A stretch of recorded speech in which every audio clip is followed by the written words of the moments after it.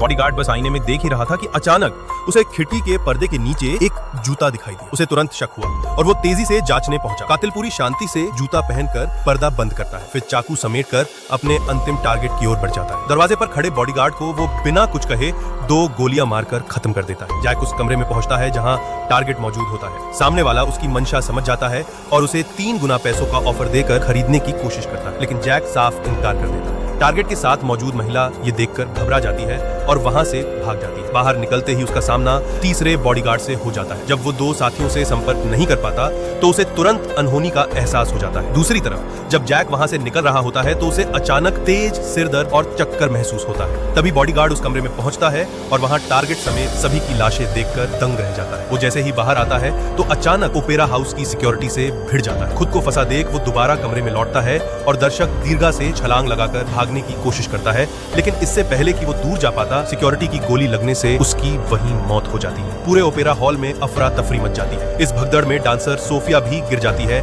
और भीड़ उसे रौंदने लगती है। जैक ये देखकर उसका फोन उठाता है, जल्दी से उसकी मदद करता है और उसे गोद में उठाकर सुरक्षित बाहर ले आता है। जब सोफिया उसका धन्यवाद कर ही रही होती है तभी जैक के चेहरे पर अचानक दर्द के भाव आ जाते हैं और वो फिर से तेज सिरदर्द से परेशान हो जाता है। सोफिया घबराकर मदद के लिए अपने साथी को बुलाती है, लेकिन जैसे ही वो पलटती है पाती है कि जैक वहाँ से गायब हो चुका है। कुछ ही देर में जैक अपने घर पहुंचता है। वो सिरदर्द की दवा लेने के लिए बैग खोलता है, लेकिन उसमें गलती से सोफिया का मोबाइल मिल जाता है। अगले दिन वो अस्पताल जाकर ब्रेन स्कैन कराता है, लेकिन डॉक्टर उसे बताते हैं कि सब कुछ सामान्य है।